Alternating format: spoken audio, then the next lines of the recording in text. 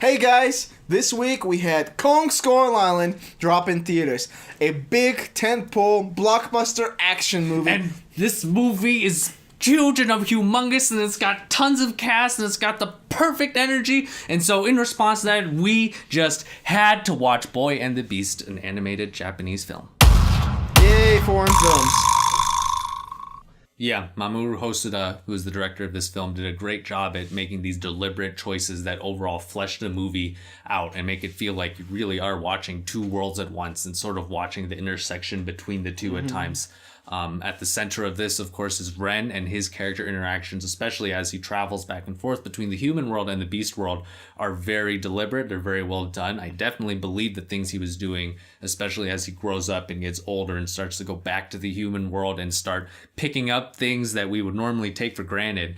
I think that was an excellent portrayal of that, and that it's little things like that I think make the movie very interesting to watch. And it's really a beautiful story about the father-son dynamic. The relationship between Ren and his master Tonkatsu. They're both very similar characters. They're both very rough around the edges. And you really get to see them grow from these sort of lonely outsiders into this father-son dynamic. Yes. That really expands throughout the whole movie. This is the biggest strength this movie has. Yes, they are such a joy to watch, just watching these two bicker and bicker. And you're like, when are these two going to like actually grow up, you know? And you watch them grow up. It's extremely satisfying. Even though it's an animated film, it's got great camera work. Just the shots that they have and the difference in the animation style when you see the world of the beast versus the world of Japan, and how fluid the animation is, how colorful the world of the beast is. It's a really fun experience, especially these like panning shots they do. The action in this movie is also very well done. There's not a whole lot of it. It's more focused in the second half and you don't really expect it. But when it's there, it delivers. I love watching the fights in this scene and the emotional tension that's in these fights. Because normally when you watch a fight, you know, there has to be some sort of reason that the fight is happening. You know what the nicest touch for the fight is?